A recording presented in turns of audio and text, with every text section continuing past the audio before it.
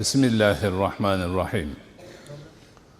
الحمد لله الذي فرض علينا صيام شهر رمضان، والصلاة والسلام على خير خلقه محمد الذي سن لنا قيام شهر رمضان.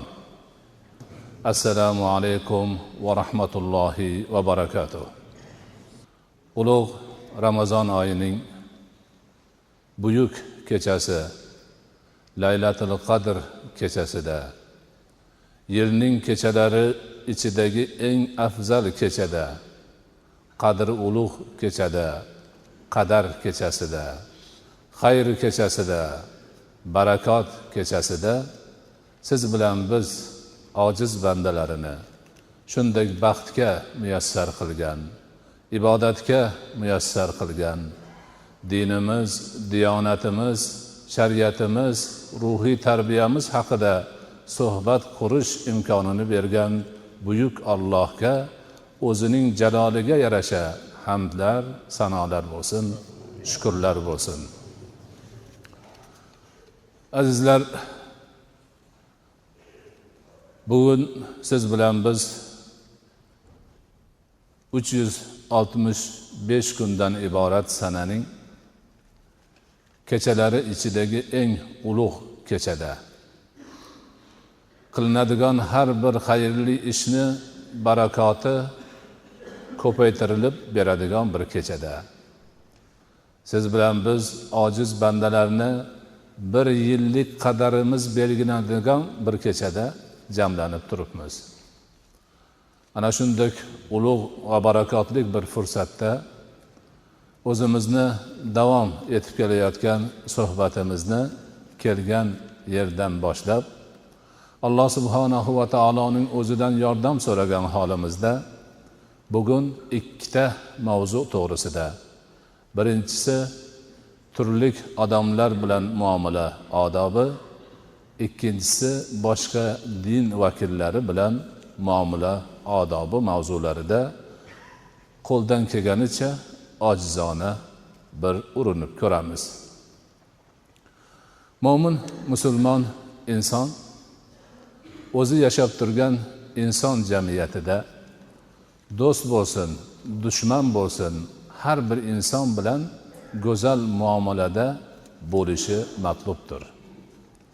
Chunki mo'minlik bu yaxshilik, xayrlik, barakatlik alomatidir. Mo'min inson insonlar ichida xuddi yuzni chiroyli qilib turgan holdek bo'lishi matlubdir. Shuning uchun uning ko'pchilik bilan bo'ladigan muomalasi, aloqasi hammasi faqat va faqatgina go'zal bo'lishi matlubdir.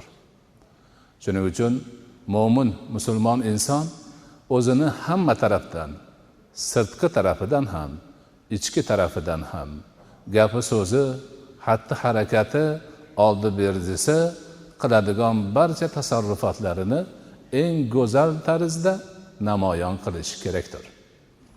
Bunday ishlarni bugungi kunda muomala madaniyati deb ataydilar. Bizda esa odob doirasidagi narsalar deb atalgan.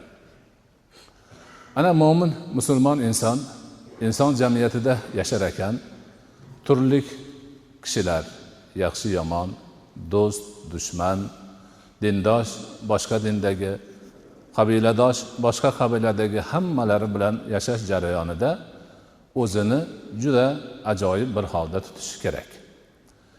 Kiyim boshini faxr uchun, zeb ziynatga berilgan shaxs sifatida kiymasligi kerak. Balki kiyim bosh sodda, chiroyli bo'lsin, lekin faxrlanish chegarasiga o'tib ketmasin. Shuningdek juda past kiyim bo'lib, ko'rgan odam hazar qiladigan, bir oz tuzukroq kiyim olsa bo'lmaydimi deydigan holatga ham o'tib ketmasligi kerak. Mo'min inson har bir narsada mu'tadil bo'lgani kabi kiyinishda ham mu'tadil bo'ladi.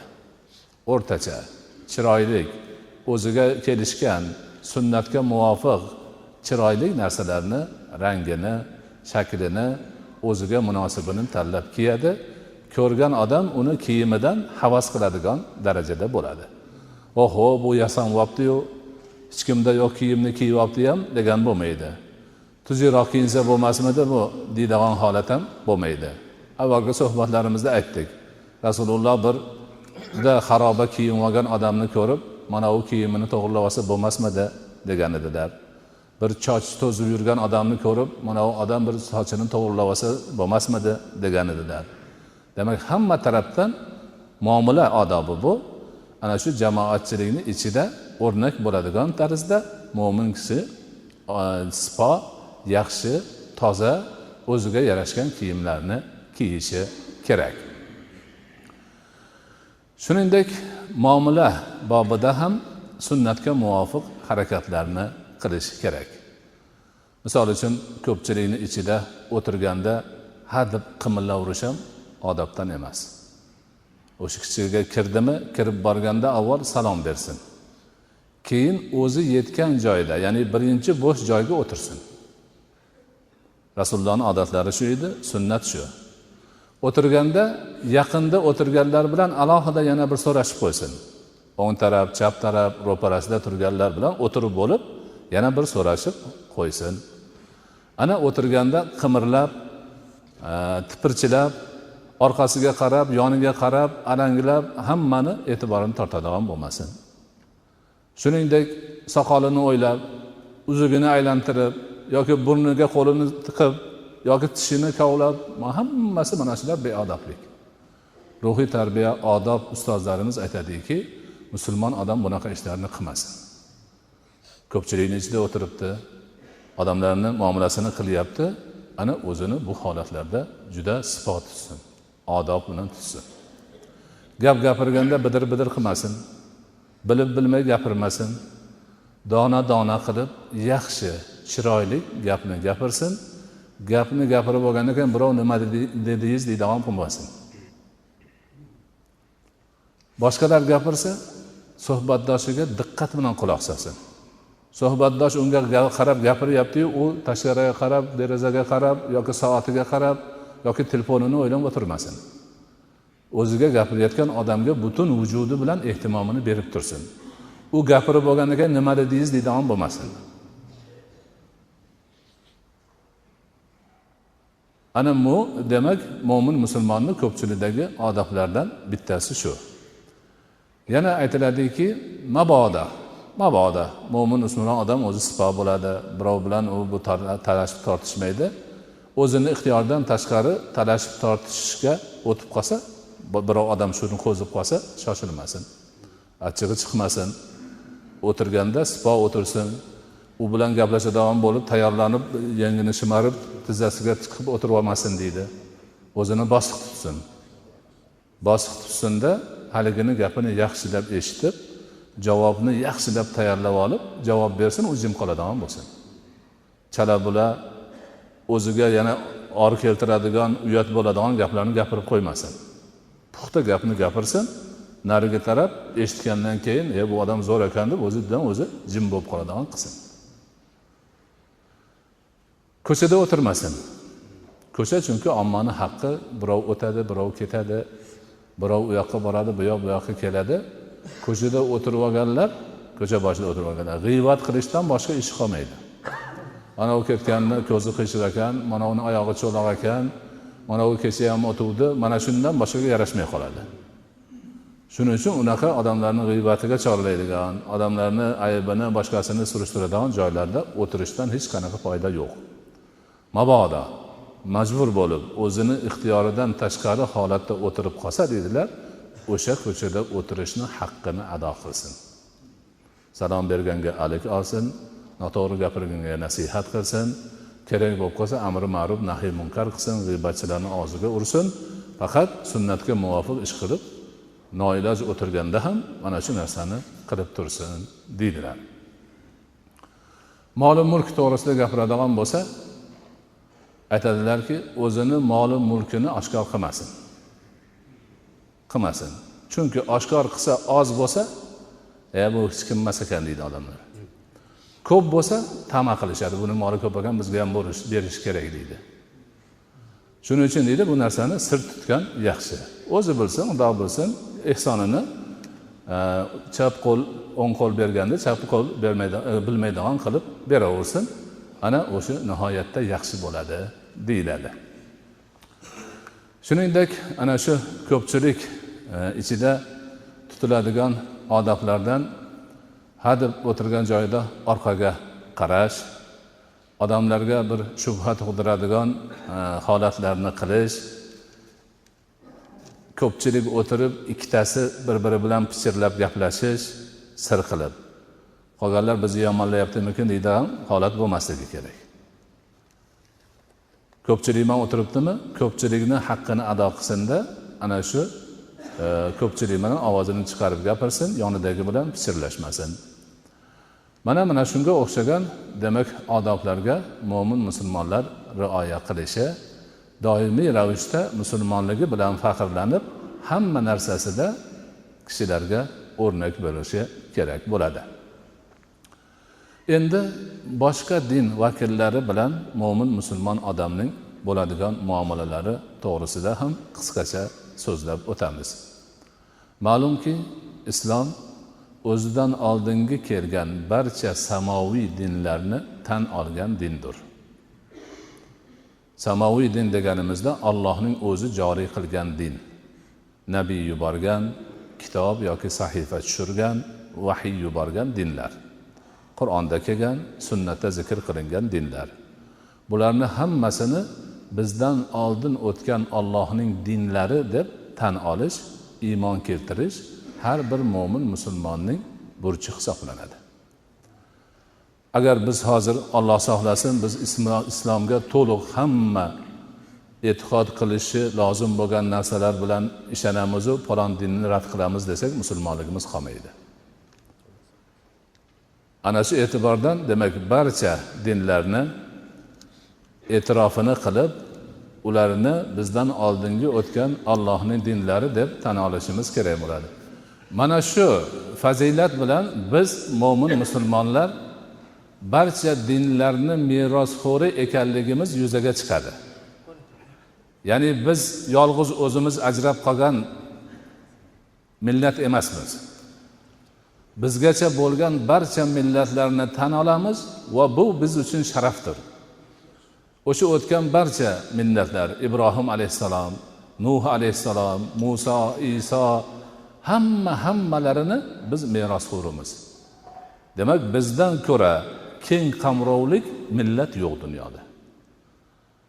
Boshqalarni tan olish biz uchun faxr. Chunki ularni hammasini Alloh o'zi nabiy qilgan, Alloh din qilib yuborgan, Alloh kitob yoki sahifa va yoki vahiy yuborgan.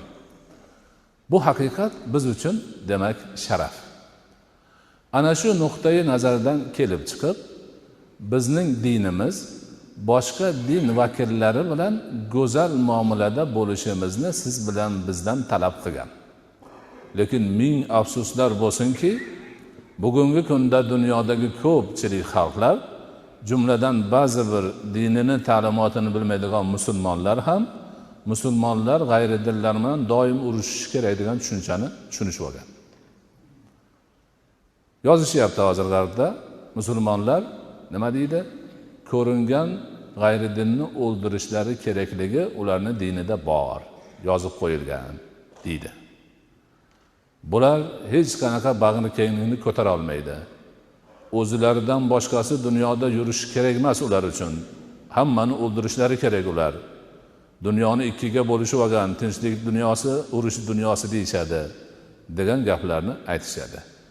Mana shu tushuncha ba'zi bir musulmonlarda ham ming afsuski bor. Aslida esa unaqa emas. U urush, dushmanni urush kerak, dushmanni yo'lini to'sish kerak yoki qashqarsiz zarba berish kerak degan gap hamma tuzumlar, hamma dinlarni urush bobida bor.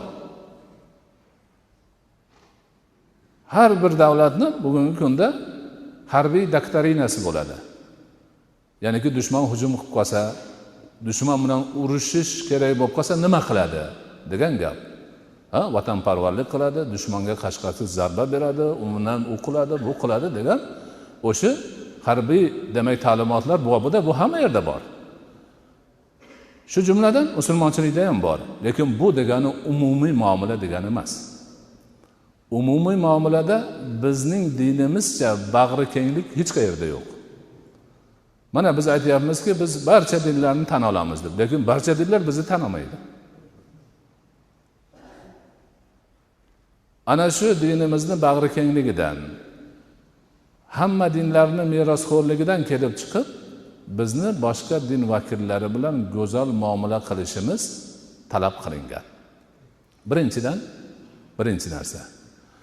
Biz o'tgan barcha nabiylarga, barcha ilohiy kitoblarga, ilohiy dinlarga iymon keltirishimiz matlubdir. Ularni birortasini ajratib qo'ymaymiz. Auzu billahi minash shaytonir rojim. Bismillahirrohmanirrohim. Amanar rasulu bima unzila ilayhi min robbihi val mu'minun. Kullun amana billahi va malaikatihi va kutubihi va rusulihi. La nufarriqu bayna ahadin min rusulihi. Rasul va mu'minlar unga nozil bo'lgan barcha narsalarga iymon keltirdilar. Hammalari Allohga, farishtalariga, ilohiy kitoblariga, payg'ambarlar, nabiylariga iymon keltirdilar. Nabiylarni birortasini ajratib qo'ymaymiz. Ana, birortasini ajratishga hech bir musulmonni haqqi yo'q. Agar bir musulmon men Muhammad alayhisalomga iymon keltiraman, Musa, Iso hammasiga iymon keltiraman u, faqat Ibrohimni tan olmayman desa, u musulmon emas. Bitta nabiyni, Qur'onda nomi kelgan bitta nabiyni inkor qildi, tamom. Musulmonligidan chiqadi. Qur'onga iymon keltirdi, boshqa kitoblarga iymon keltirdi, Injilni rad qilyapti. U ham musulmon emas. Demak, hammasi birdaniga iymon keltirilishi kerak, ehtirom qilinishi kerak, ana e'zoz qilinishi kerak. Musulmonning vazifasi shu. Boshqa dinlarni, ilohiy dinlarni, o'zidan oldingi o'tganlarni birortasini rad qilishga, shubha qilishga, boshqa qilishga mo'min musulmonning haqqi yo'q.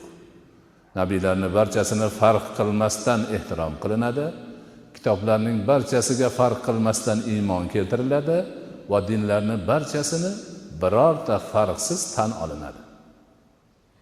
Ikkinchisi, ana shu tariqa davom etib kelib, mo'min musulmonlarga ularning dini g'ayri din ayollarga uylanishga ruxsat beradi va g'ayri din kishilarni biz uchun halol bo'lgan hayvonlarni so'yishlarini yeyishga ruxsat beradi.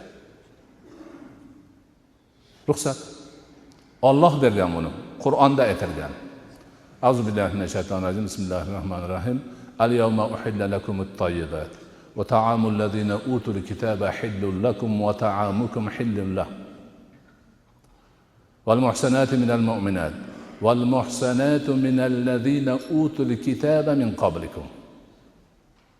Alloh taolo aytadiki, bugungi kunda sizlarga pok narsalar halol qilindi. Kitob berilganlarning taomlari siz uchun haloldir. Sizni taomlaringiz ular uchun haloldir. Siz uchun afifa mu'minalar haloldir va afifa kitob berilgan ayollar haloldir deydi.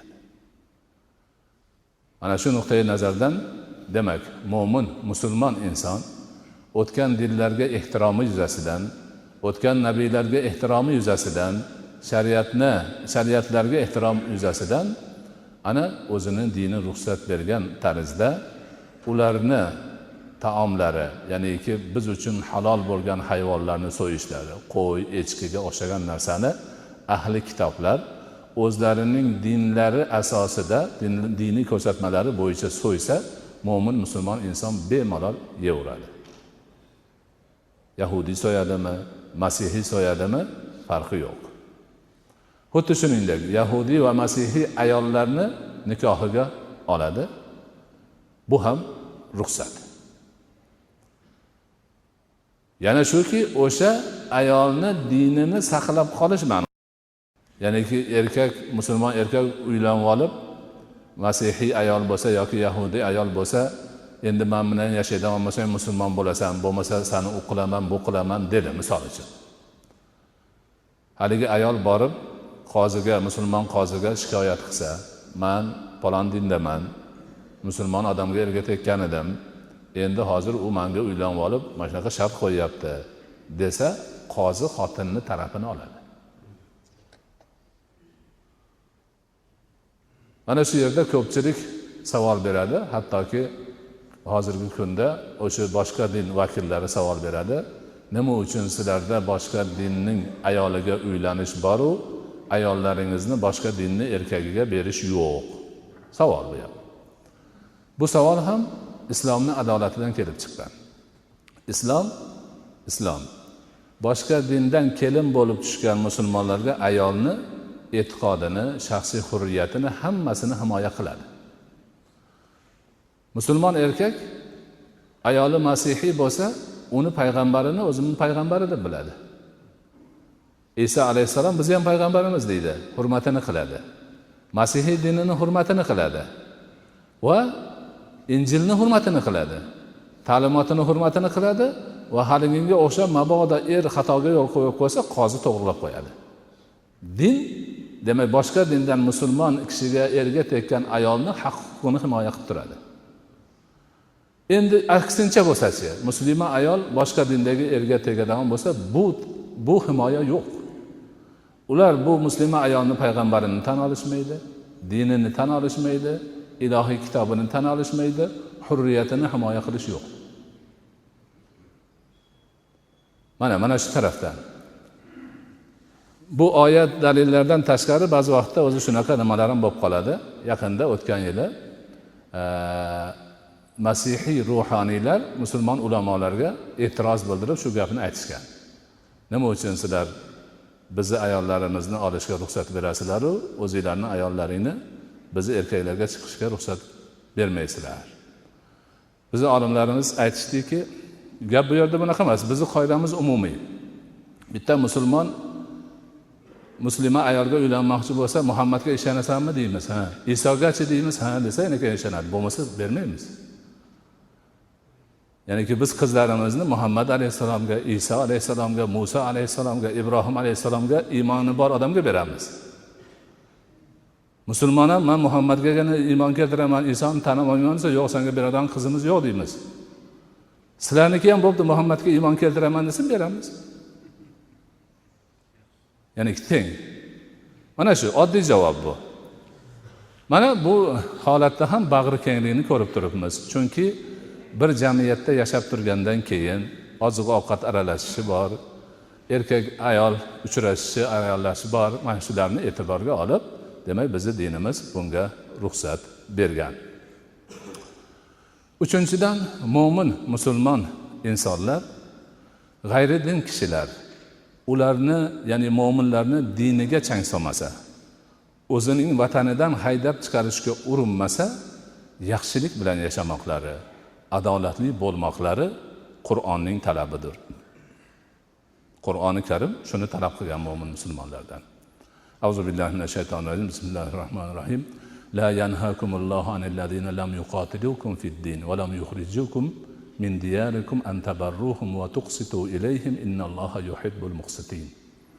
Alloh taolo sizlarni dinlaringizda urush qilmaganlar va diyorlaringizdan haydab chiqarmagan g'ayri dinlarga yaxshilik qilmog'ingizdan qaytarmaydi.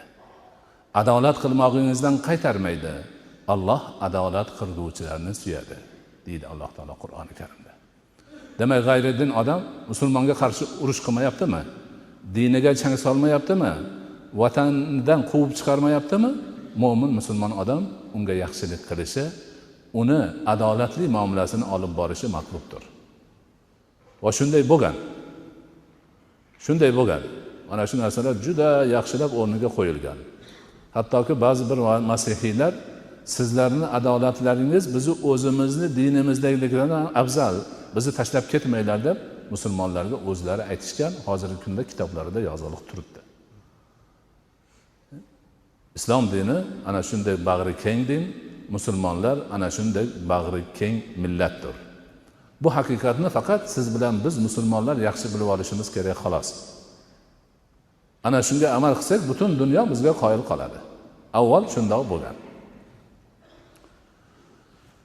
Mo'min musulmon inson diniga amal qiladigan odobli inson bo'lsa, g'ayri dinlarni ibodatxonalarini hurmatini qiladi va ularga hech qanday javr o'tkazmaydi. Hech qanday javr o'tkazmaydi. Doim yaxshi muomalada bo'ladi. Doimiy ravishda ibodatxonalarni hurmatini musulmonlar qilgan g'ayri dinlarni. Qudus sharifga musulmonlar kelganda Qudusni patriarxlari, kattalari chiqishib, biz sizlar bilan sulh tuzmoqchimiz deyishgan. Ha bo'pti, sulh tuzinglar. Yo'q, Umar degan kattalaring bo'lgan ekan, o'sha kelsin degan. Musulmonlar to'xtab, Hazrati Umarga Madinaga chopar yuborishgan. Ha, Qudusda shunaqa gap chiqdi. U kishi yana keyin o'sha tuyaga minib kelganlar. Madina Munavvaradan Qudus sharifga kelganlar. Jobiya degan joyga tushganlar. Tushganlardan keyin nima bo'ldi? Mana shunaqa gap. Ha bo'pti, yaxshi gaplashaylik deb Qudusdan keyin masihiylarning patriarxlari, kattalari, ayonlari chiqib Hazrati Umar bilan uchrashib gap so'z bo'lishgan. Ular o'zlaricha buni so'raymiz, uni so'raymiz deb ro'yxatini tuzishib, necha kun tayyorlanishib kelishgan. Kelib o'tirishlari bilan Hazrati Umar gap boshlaganlar. Agar sulh tuzadigan bo'lsak, sizlarni hamma ibodatxonalaring erkin bo'ladi. Unga hech kim tegmaydi. Tekkanni o'qilamiz, bu qilamiz. Agar sizlardan birortangiz ko'chib ketaman desa, ko'chadigan joygacha olib borib qo'yamiz. Yetib borgandagi aynib qolsa qaytarib olib kelamiz. O'qilamiz, bu qilamiz deb shuncha gaplarni aytdilarki, haligilarni xayoliga ham kelmagan edi bu narsalar. Xayoliga ham kelmagan. Qoyil qorashdida bo'ldi deyishdi. Tamom. Biz bundan o'ziga ham rozi bo'lamiz. Barakallah deb keyin eng katta patriarxi xursand bo'lib ketganidan aytdiki, Umar, agar menga ruxsat bersang, bir Qudusni o'zim seni aylantiribsam, ko'rsatsam dedi. Ha bo'pti, ketdik. U bu deb borib bir katta cherkovga kirishdi. Eng markaziy cherkov. O'sha yerda cherkovni ko'rsatayotgan paytda uzoqdan azonning ovozi keldi. Ali patriarxlar ham tushundiki, musulmonlarning namoz vaqti bo'ldi. Qarab turib, shu yerda namoz o'qib olsangiz bo'ladi dedi. Dedi Hazrati Umar, yo'q, yuraveringlar qani deb chiqib, tashqariga chiqqandan keyin pilapoyada namoz o'qidi. Namoz o'qib turib, menga bir daftar qalam olib kelinglar dedi. Daftar qalam olib kelishdi, o'tirib yozdi. Men Umar ibn Xattob palon kuni, palon soatda, palon cherkovni, demak pilapoyasida peshin namozini o'qidim. Mendan boshqa hech bir musulmonga bu yerda namoz o'qishi mumkin emas deb yozib qo'l qo'yibman dedi. Nimaga bunaqa qildingiz dedi? Mendan keyin Umar namoz o'qigan joyda namoz o'qiymiz deb sizlarni bezovta qilmasin dedim dedi.